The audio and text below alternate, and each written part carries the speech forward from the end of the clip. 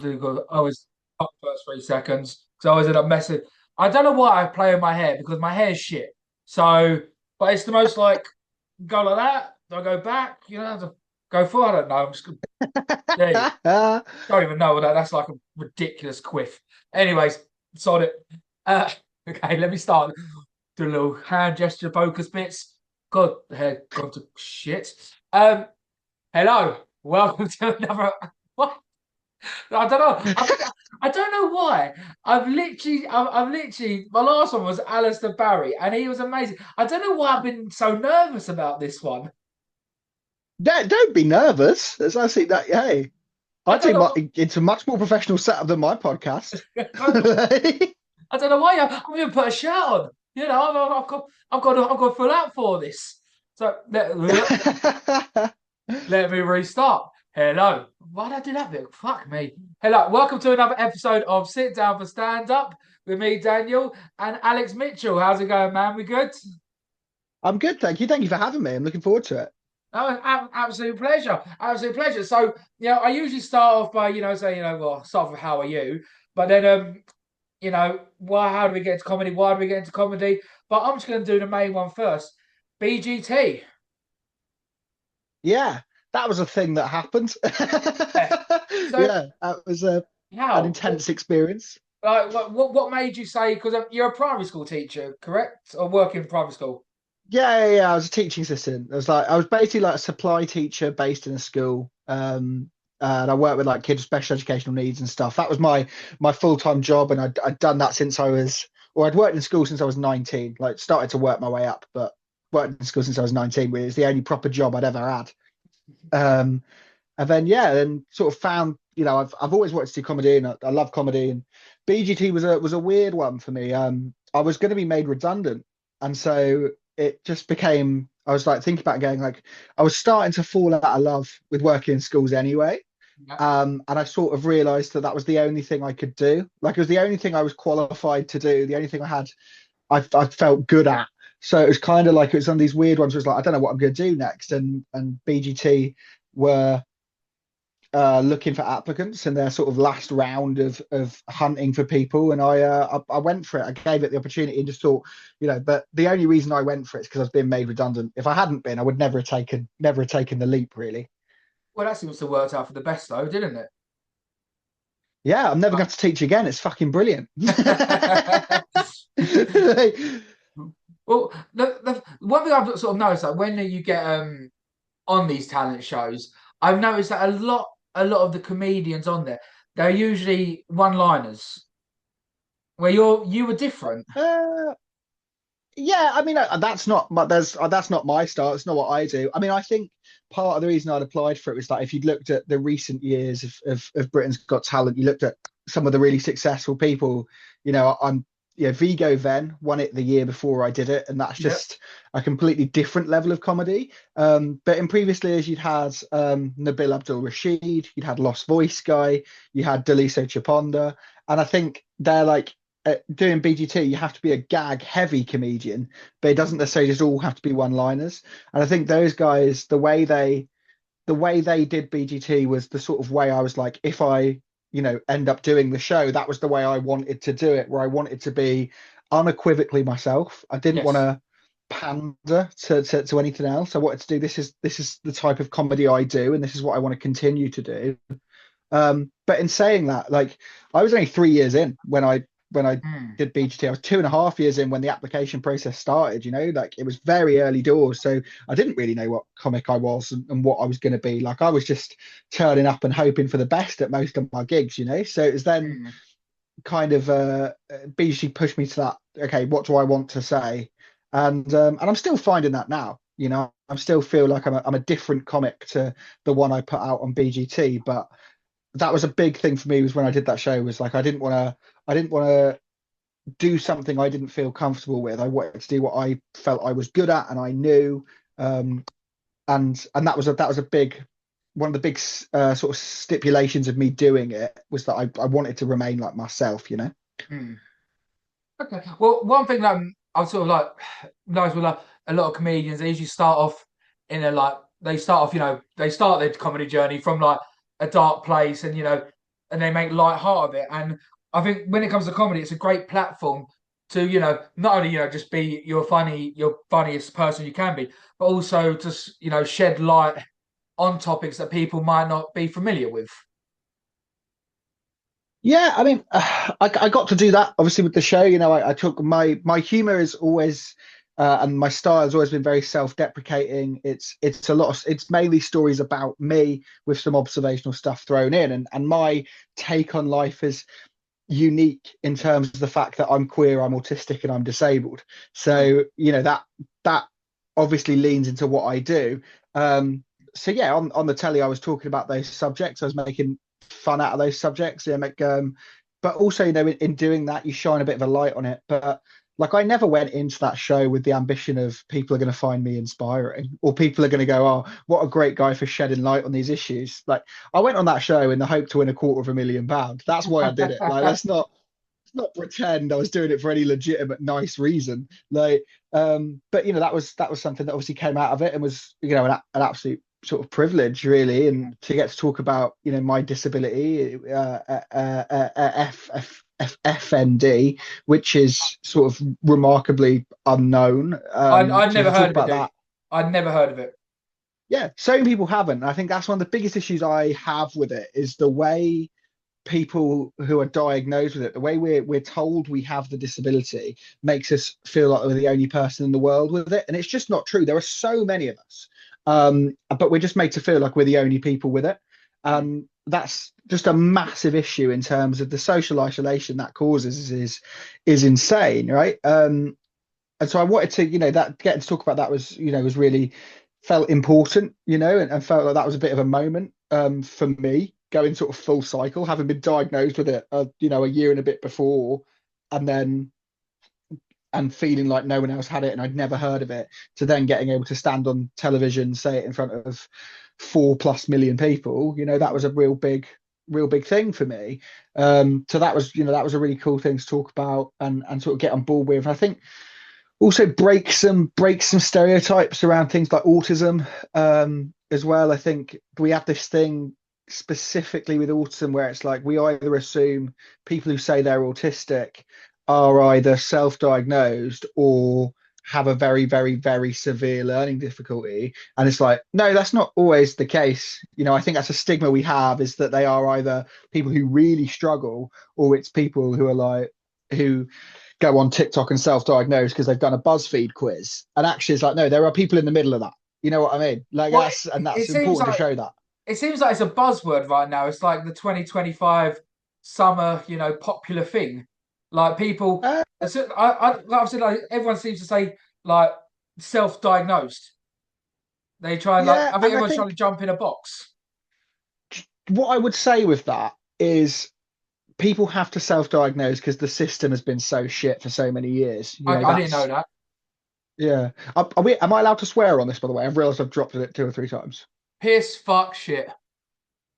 Piss, fuck, shit. They're the big three. Cool. No, no, no, no. Yeah, well, That was me giving you full autonomy to say oh, whatever okay. we I thought want. that was you telling me they're the three you can use. You're allowed three, Yeah, and that's your there's a quota. weird weird algorithm. You can only say no three. Yeah, you can't say Yeah, yeah. bollocks, but piss fucking No, shit. none of that. Crack on. You can have.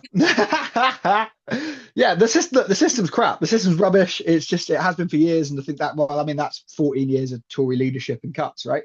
But so there's a need for people to self-diagnose because they can't get a diagnosis themselves. I was diagnosed when I was 21.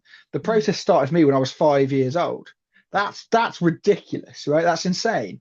So people have to self-diagnose. Now, I'm not like one of these people who are like, oh, if you self-diagnose, I don't like you. Of course, I'm not like that. There's a place for it. People have to do it. That's the way the system's gone.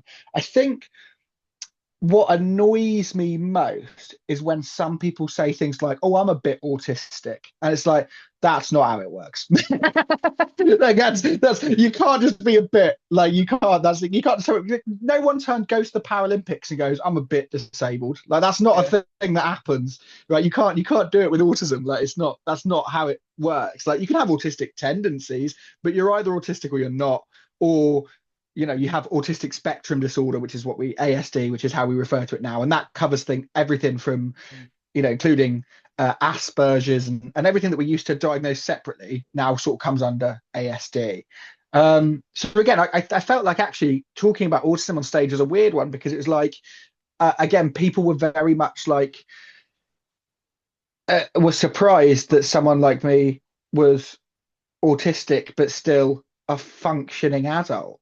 Like, and it's like, yeah, that's lots of autistic people are functioning human beings, are functioning adults, and who can live full and fulfilled and entitled lives. But yet we're often portrayed as these poor people. And again, a lot of that's misinformation, particularly from people in power. I mean, particularly you look at America, their Minister for Health is RFK Jr., who is just an insane human being.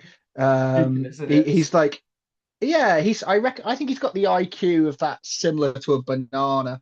And he's Yeah. sort of like, he's just an insane human being. And he recently came out and gave a speech, and he's talking about he wants to try and find cures for autism, because people with autism, these are people who will, in his speech, said these are people who will, they'll never play baseball, they'll never write a poem. It's like, number one, why are they your two biggest priorities for life? Are baseball and poetry?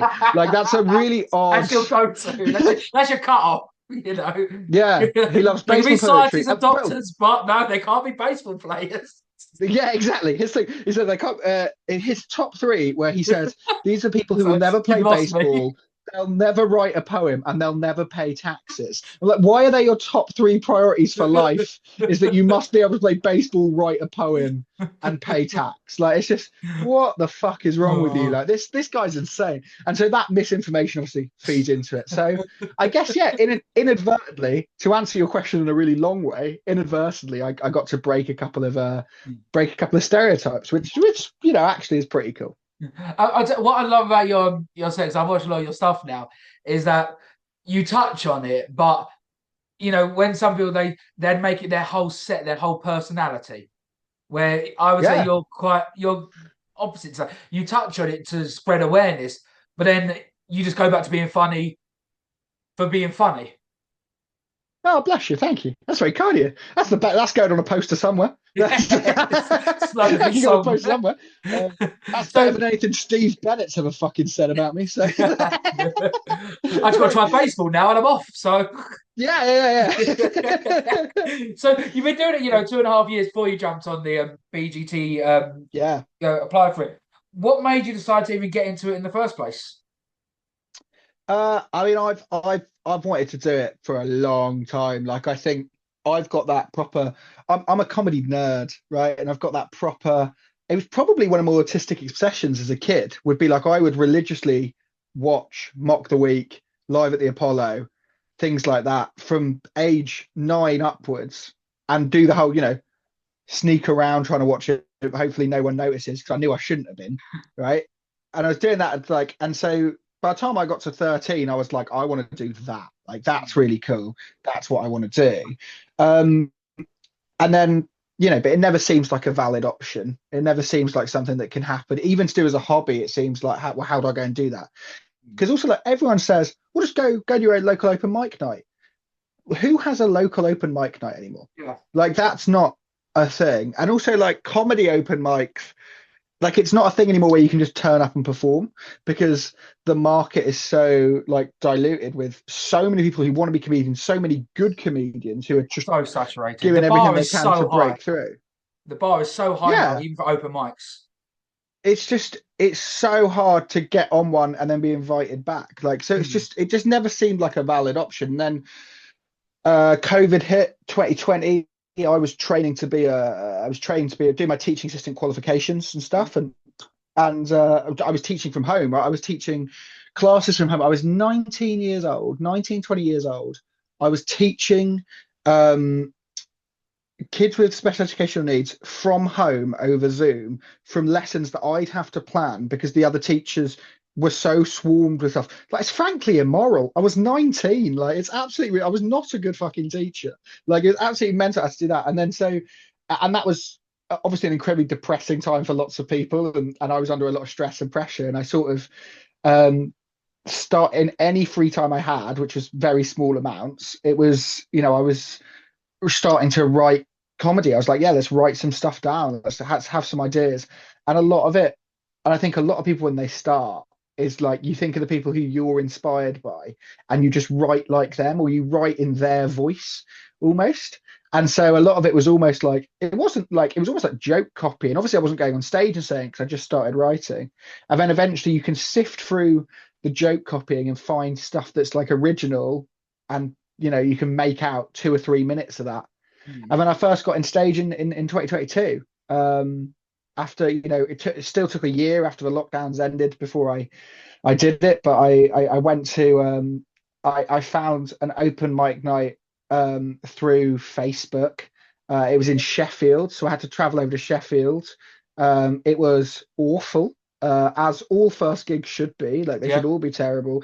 It was in a shipping container, and there were four people in there. There was an old man who looked like Captain Birdseye, and then a hen do with three women, and that was it. That was the audience, Did they and it heckle was. you or? But no, not really, because the MC did introduce me as like this guy's new.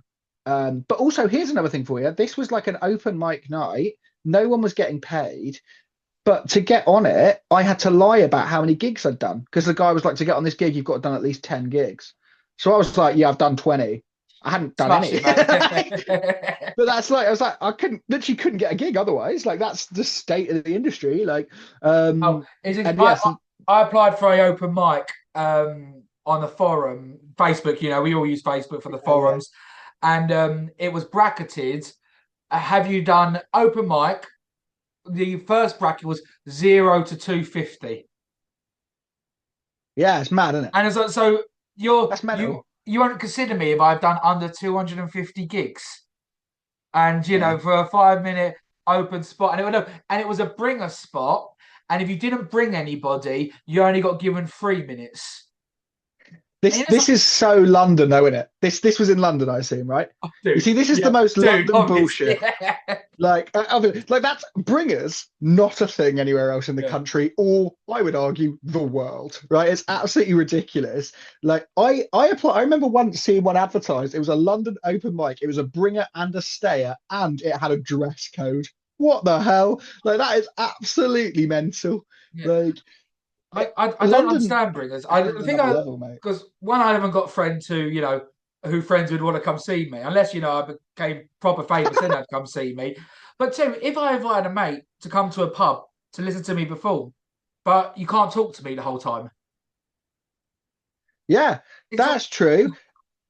Also, like, I didn't tell anyone I was doing comedy till I was like 9 months in. yeah, I've been told by Like, people mates at the moment, like, have you not? no, I keep it quiet because And you I do this don't. podcast that you put out.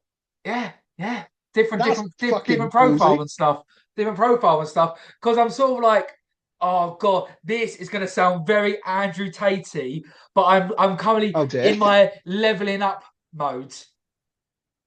You know what I mean? Okay. Like I'm trying to better myself. I know we use the terminology level up, which I can't stand, Mm, cannot stand. But I'm trying to yeah. better myself. I want them to see me as the finished article, so I'm Okay. scared to tell My them. argument with that would be there's never a finished article. True. Like there's never we work in it's the same with sport, right? Is that there's never you can never have a perfect game, right? It's how I view. I mean, I am my background is pretty sporty. I do love sport, so that's how I like a lot of the psychological stuff I get from that as well. But it's like yeah, there's never the perfect game. There's always an extra 1% you can add. So for me, like the fear was that when I told someone, it became real. Like it was like I'm actually doing this, Okay. and that was then pressure. Like was that oh this is actually real. This isn't just something fun I do. This is something I do. Like this is something I do and I want to do and I want to be good at. And so that kind of added a bit of pressure. That added pressure to it. Eventually, I had to tell people because my mum and dad were like, "Where do you go 3 nights a week? Like every week?" They're like, "Are you having like some kind of illicit affair? Like what's going on?" Are you Like, part of a like cult? so Like, yeah, exactly. So I had to like tell them at some point. Like, but well, like it's figure there's never a finished article would be my argument. And so we're always getting better anyway. But also like some of my mates particularly like got massively behind it in a way that I've never seen them be that interested. And my it's like like genuinely like people who are like, I got a mate now who I used to work with, and she's amazing. She comes to as many gigs as she can, but until she met me, like she'd never heard of the Edinburgh Festival. Like she Mhm. had no interest in comedy at all, and so like she was like, "No, I'll come along and watch it." Yeah, yeah. But now she's like, I'll come off stage. She'll go, "How do you think that was?" And I'll go, "Ah, that, no comic ever goes, that was fucking brilliant." We always turn around and go, "Well, it could have been this, could have been this, could have been this," and she'll go, "Yeah, I think you need to work on this bit." And I'm like, "Who the fuck are you?" Like, but it just that is kind of that's really nice. Like Yeah. I've managed to build almost that quite nice feel about it where the majority of my friends now are in comedy, but my friends outside of comedy who come along to see shows and stuff, they're like properly on board now and Mm. chat to me about comedy in a way that it's like we've created almost like a little community. I've given them a hobby which they really love, which is really weird. Well, Um, the thing I but love yeah, about I do comedy, think it's one of these things that's best shared. mm, That's the thing that's I my opinion. the thing I do love about comedy and being on the circuit is that when people look at comedy, they'll go onto Netflix and they'll watch someone special. They'll sit there, they'll watch it, and they'll probably laugh out loud once or twice. Being in a room, it's all about sort of being in the environment.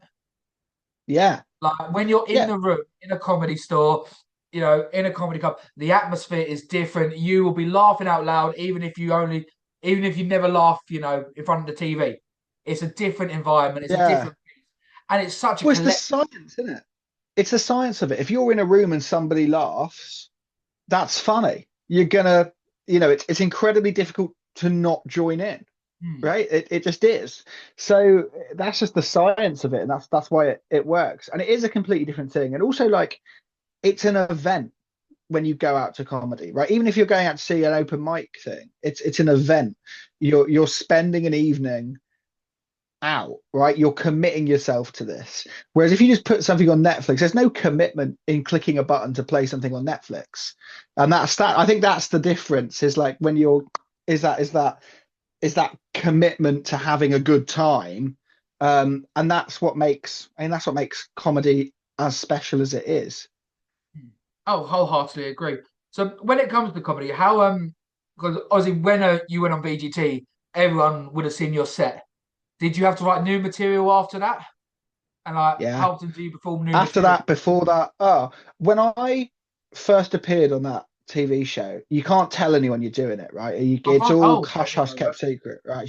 So you can tell like your closest family. So my mum and dad knew, but even actually, well, again, my audition for Britain's Got Talent, that whole story that got sort of said and came out of it was that I genuinely didn't tell anybody. So nobody knew at all that I was doing it. And I did my audition on Britain's Got Talent. And they asked me like, "Oh, have you brought anyone here today?" I went, "No, I haven't." And they went, "Oh, does anyone know you're here?" And I went, "No." And as part of the form, you have to say like, I live with my mum and dad. So they were like, "Oh, so you still live at home. What do they think you're doing?" And genuinely, I told my mum and dad I was at a stag do, right? So I told them that's what I was doing. And so end of the audition goes really well. Simon Cowell rang my mum, told her what I was doing. Right, that's what they did on the telly. What's he And like? Simon, he's perfectly lovely, perfectly lovely, perfectly nice. We'll have a chat with you after your stuff and supportive. He wants people to do well, Of course he does. but because Because that's what he makes does his well. show good. He wants people Yeah. to do well. Yeah, exactly. So yeah, he's generally like supportive and nice. But yeah, like I said, so I couldn't tell anyone. And Mm. so when my friends in comedy saw me like my face appear in their social media, like I'd been on that show, or if they were watching it, they were like, How? How has he done that?" Because they were like, I specifically had a friend text me, "God, how have you done that? Because if you get through to the next round, like in the audition, you've done all your material that isn't about hand jobs. How are you going to go and do the next the next bit?" So it was a lot of new writing for the show, and Mm. then when the show ended, again, it was a lot of writing new stuff again because people had seen it on the telly, wanted to change it up, and also it was about changing the image. Like Britain's Got Talent presented me as a family friendly, lovely, happy entertainer. That's not the comic I want to be. Like I want to have Yes. something to say, um, and so I then ended up sort of writing more, and the more I wrote was kind of giving people that the BGT side of things. So the kind of the family friendly gags, the family friendly jokes, giving people that because that's what they'd seen on the telly and they loved, but Yeah. also trying to guide them towards the comic I wanted to be. So guide, they're giving them that, but also showing, but also doing some other stuff, doing some more political bits, or some more like personal bits that I couldn't say on the telly, and just trying to bring them with me on that journey. That was the real challenge after BGT, was trying to step away from being the BGT comic and be the comic I want to be. Yeah, you can't be fair and friendly. Um, Okay, I've got a question for you, and I'm going to need to read it out on my phone because I'm quite new. No, because it's been word for word what I was told. So there's a night I do every Wednesday. It's a low stakes night, yeah. and this is what he said to me, and I want your advice on this. Um, hey Okay. Daniel, just wanted to say again that your stage presence is strong. You've got a natural confidence and seem really comfortable up there. Blah blah blah. Um, in the future, one thing to consider might be how your material lands with a wider mix of audiences. Right now, it feels a bit tailored to a younger room. Nothing wrong with that, but broadening the range could help you connect more widely. Do you think you should go mainstream sort of comedy you don't want to do to get the audience and then do it, or from the offset, You have to. talk about what you Mm, want to talk about? it's a difficult one. It's a difficult one. You have from the beginning. You got to have elements of the mainstream, like family friendly, just good, not family friendly, but just good solid jokes that everyone's gonna be on board with. You've got to have those from the beginning, right? And then incorporate what you want to say. You've got to have that from the beginning, would be what I'd say. But don't do a whole set of that. You know what I mean? Like, because everyone's doing that. You've got to work out what your point of difference is. What have you got to say that either someone hasn't heard before, or they have heard but not from your opinion point, right? Okay. So that would be my advice on that. I mean, I also think the person who sent you that, are they a comedian? They are. They are a Okay. comedian, yes. And I, they I, run this low I, stakes night. yeah. He runs those things. I respect the guy an awful lot. I don't think he's That's ever good. got to the bit of paid work. Um, and he's sort of like invested in me a little bit. So Joe, I thank him for that. But I don't want to. Since the offset, I wanted to talk about what I want to talk about, and Yeah. I don't want But to what tailor I'd say make to it. that is say thanks very much to him and thanks for supporting me and giving me the opportunities. But if you've never got to the paid work, why am I going to listen to your advice?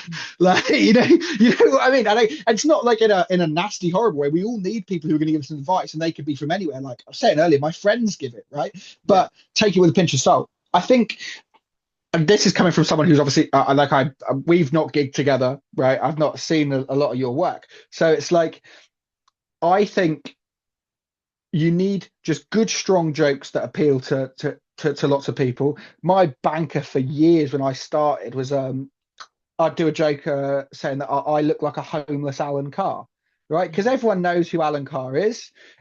That's fun because it's such a ridiculous thing to start with. That would always get a laugh, right? So that kind of thing, like if you're doing a 10-minute set, 3 to 4 of those where it's just a good funny joke that everyone can get on board with.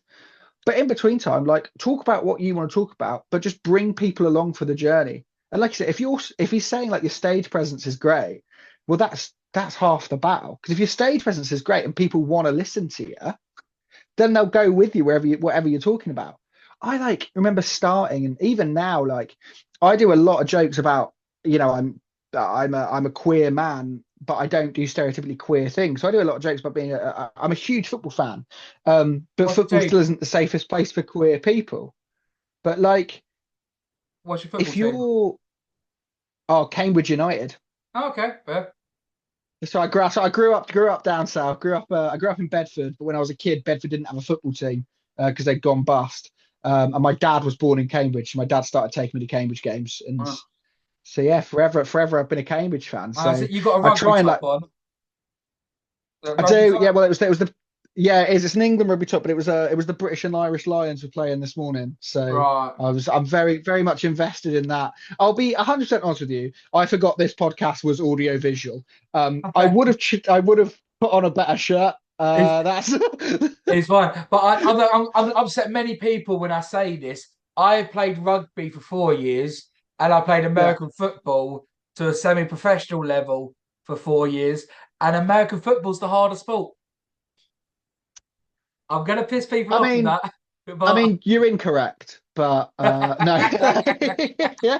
I guess American football's like it's all about the like the actually, you're constantly running. You're constantly like that there's very few like in terms of like respiratory system, like you've got to be much fitter to play American football. That'd be I'm my way round. I'm argument. way round. American football stop and start. I can catch my breath Wait, so then how is it harder if you're not like because constantly blowing out your ass? because with American football it's off ball contact. So every Okay, play, I was O line obviously, I'm no QB, and yeah. every play was like smashing the shit out of a D liner. But then I think if you're good at rugby, every play in rugby is that as well. Like every good rugby player is if you're a forward in rugby, if you're a second rower, your job Yeah. or your back rower, your job is to enter every breakdown and get walloped or have to wallop someone else. Like I was always a that prop. would be my I was a prop loose head because I got claustrophobic, okay. so we had to look out the scrum. So Yeah, I oh, guess if you're a prop, yeah, okay, that's probably you're not expected to get to every breakdown because you're too busy chatting about the last scrum. That's exactly. why. I was the last one to get out of the ruck. I was just on the floor like Yeah, of course you can't are. breathe, Yeah. can't breathe. I'll go back to Uh, comedy. Otherwise, we're gonna open this rabbit hole. Will go down.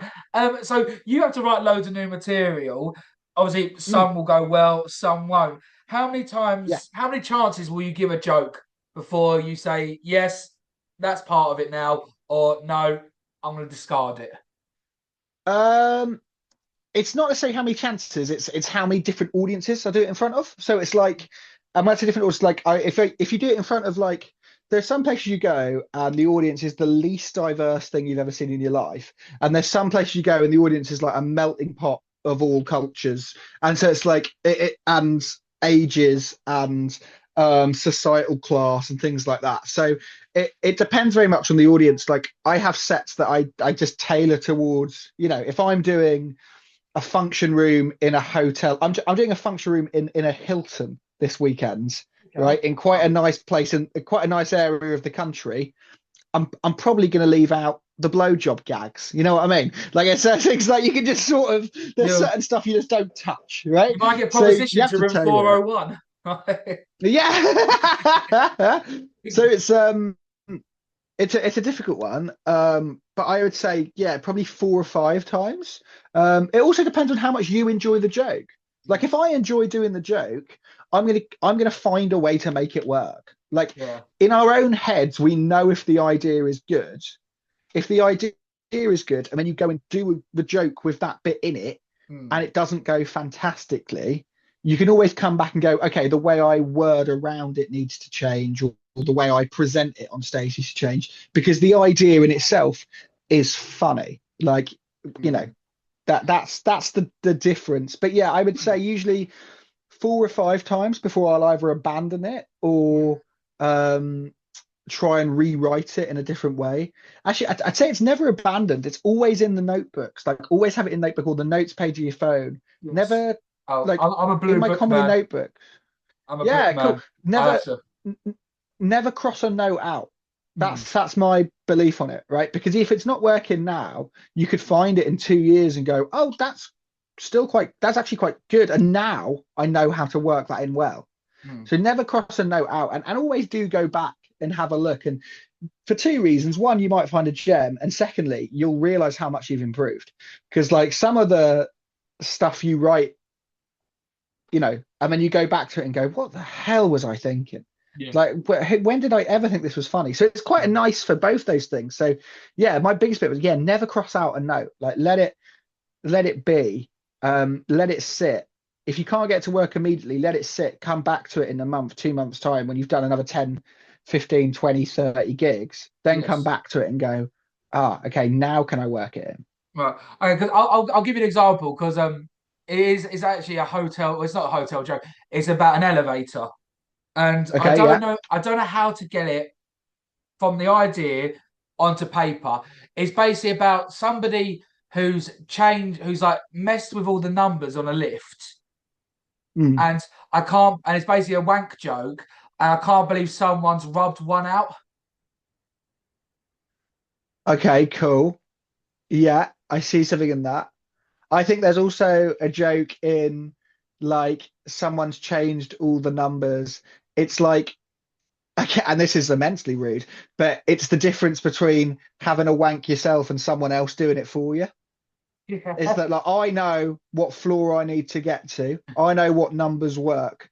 But when my partner's doing it, they're prodding all the numbers, they're doing that cartoon thing where they just run their hand all the way down the side of the numbers, and then you Or can is it still up add in in the the pun of basement rubbed or in the one out. garage? You know. Yeah, exactly. And then there's something, and then you can still add in the pun of, but it's fine because ultimately you're still rubbing one out. Like you can, Yeah, so okay, there's I see how still you've done that beautifully. Yeah, yeah. there's something, but again, That that was is a by no beautiful means a wank joke, finished Alex. Well done. article. Hand job jokes. I told you before, it's very much my speciality. Great. The king of Yeah, hand job jokes. I mean, we've got to I have won't title we've you got to have a that. specialist subject. Yeah, Yeah, please don't. yeah. BGT If I ever cross get out celebrity hand job king. mastermind, yeah, if I ever get celebrity mastermind, Clive Myrie, and your specialist subject, hand jobs, Clive. That's what I'd like to talk about. Your opening credits always be like the grey video, just Yeah. depressed until I discovered. So with we're just going off on tandems on this one. If so, I'll bring it back. See, very sensible now. What would you advise somebody who is thinking about doing comedy? They're a little bit nervous. What advice would you give them? Do it, which is the worst advice, but do it. It's bite the bullet, right? It is terrifying. It still is. Like I still get nervous for every gig, and I know of people who are 30 years in and doing the biggest TV shows who still get nervous before any gig. And I think like the moment I don't get nervous is the moment I'll stop because I just won't get the same buzz and enjoyment out of it. And also it means I don't care anymore.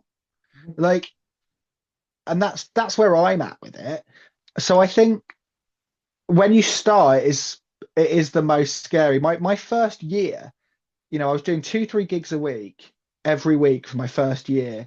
And before every gig, I was physically ill. Like I was physically sick. I was that nervous, right? I was doing And shit. so I yeah, was I mean that's a standard though. That's just I a was three gig nervous thing, too. isn't it?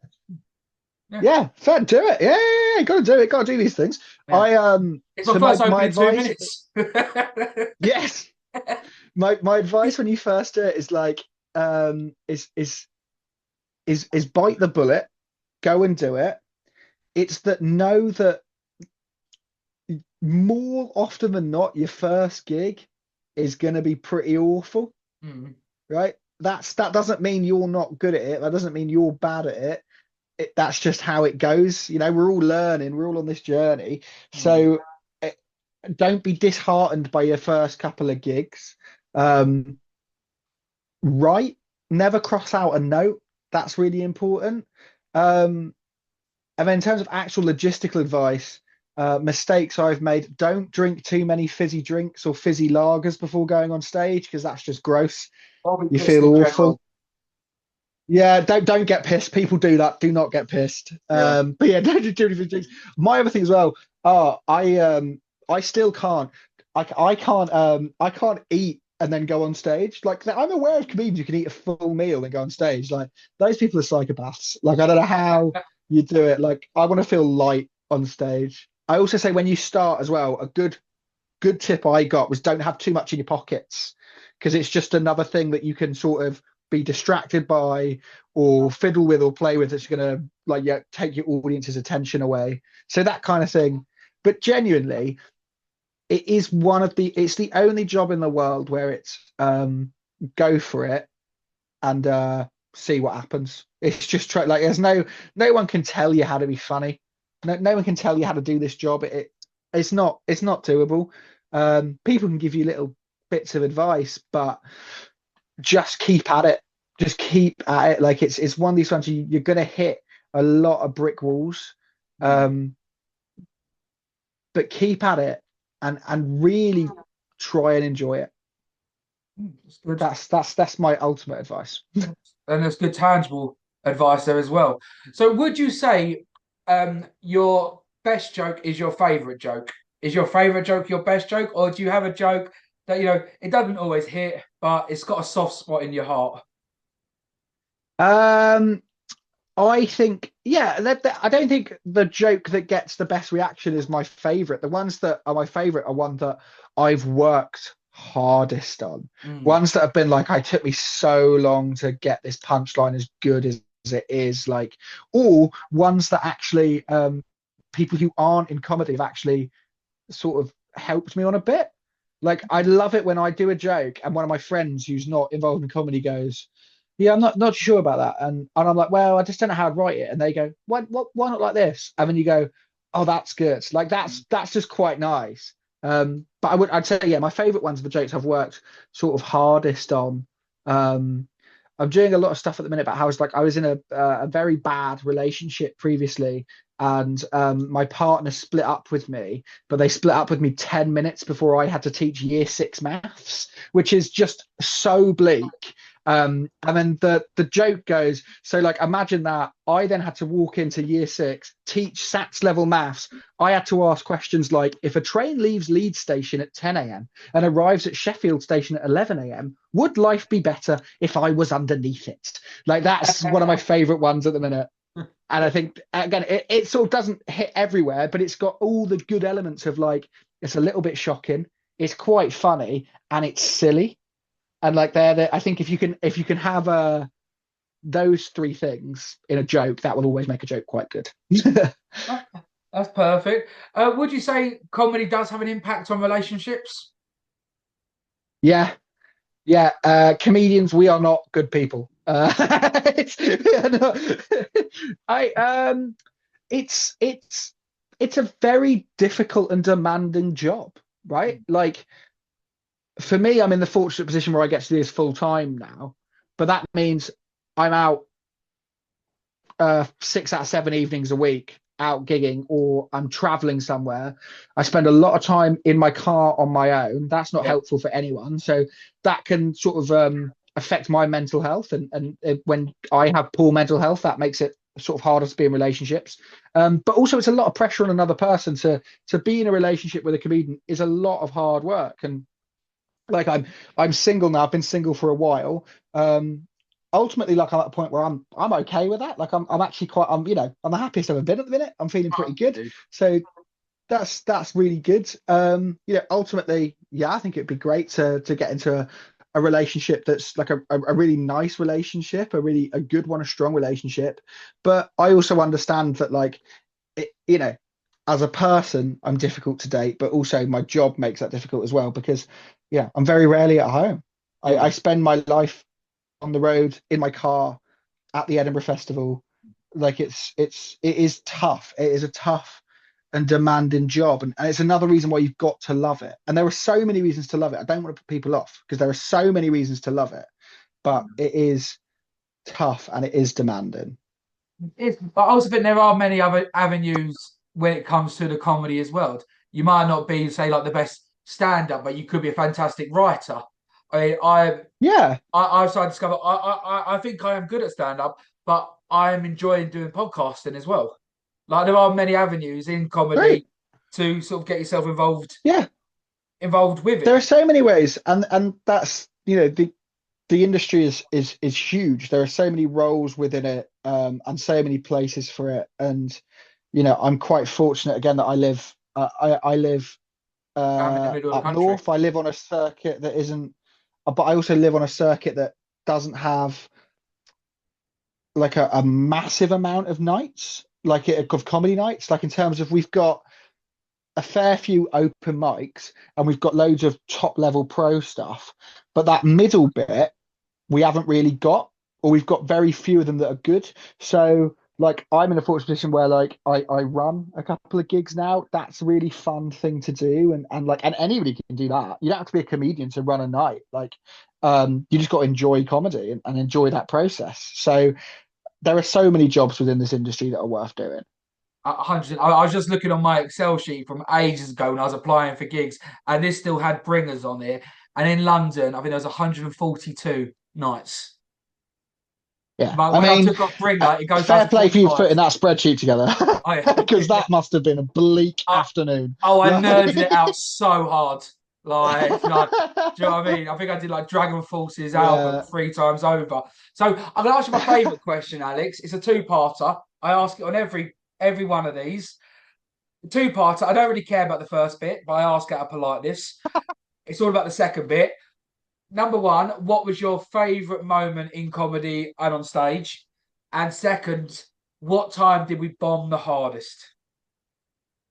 Okay, so first, I mean, there are a couple of really good things. I mean, Britain's Got Talent, the live shows are done at the Apollo. So when you walk out onto the Oh, I stage of didn't the know that. Apollo, I didn't know yeah, that. the semi-final and final are done at the Apollo. So that's, when those doors open and I got my walk on was from behind the closed doors, right? So I had the full on the doors open. I walk out like that was pretty special as a moment. But I think one of my biggest moments was I've just done my first tour, and we finished the tour in Norwich to a 300 seater theatre. I mean, that was really special. That was just like it was ridiculous to think that all these people had bought a ticket to see me was kind of crazy. But I still have those little moments all the time. Like I opened the stand for the first time recently in Newcastle, and like that's just a bucket list moment. Yeah. Like it's just one of those ones you go. Like I literally went off, and I went back to my hotel room, and I just had a moment, just had a bit of a look what you're doing. Like, remember that you're living the dream here. You've wanted to do this since you were 13. Yeah. So I have lots of little ones of those. First time I middled it up the creek again, like you just go back to your hotel room or you get back on the train and you just have a moment with yourself where you just go, fucking hell, lad, you've just done that. I'm doing this, yeah. Like, so yeah, so those moments, and I still get those quite regularly. That's fun. And biggest bomb, Burnley. I've done Burnley 4 or 5 times. I'm never going back. If you want to see me in Burnley, you got to travel. I'm not coming back to Burnley. I did my second or third ever gig was in Burnley, and I was on stage, and there were 3 people in the audience. And then just as I got into my set, about 50 builders walked in, like straight off the site, which was like a bad sign. And I was at a point where I was like, I just had one set. Like, this is the set, so I've just got to do it. And it was very, you know, very heavily queer leaning. A lot of talk about, sort of LGBTQ rights and things.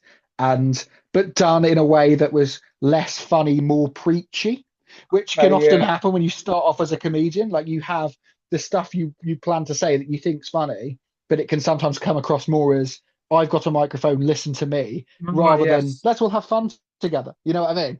So people I'm quite rightly envisioning didn't this. like it. Yeah, and what I'm trying to do is I'm not suggesting the reason people hated it is because they were homophobic. What I'm suggesting is people hated it because it was bad, right? Uh, and they were also they were eating, right? People were eating, and one of these builders picked up some fish from someone else's fish and chips and just threw it at the stage. And Ah, grill. like, yeah, I managed to. It missed me, but it hit the wall, and I mean, it was quite a satisfying noise. But other than that, I got nothing else out of that evening. Like, and then you just sort of sit in your car on the way home, like third ever gig, going like, am I ever going to do this again? And Yeah. that's kind of back to what I was saying earlier. Is it's always like you're always gonna have a shit gig, but also remember, even only 3 gigs in, sit in my car going, well, no gig I do is ever going to be worse than this. Mm. Like, that's like no gig, like nothing. The only way it could be worse is if I was actively like harmed on stage. Unless someone Yes. like physically assaulted me,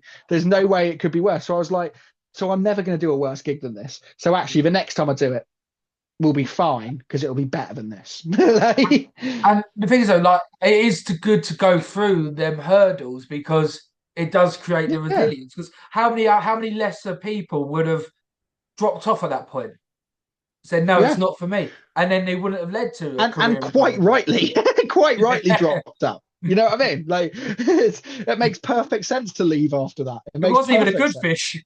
Like, Yeah.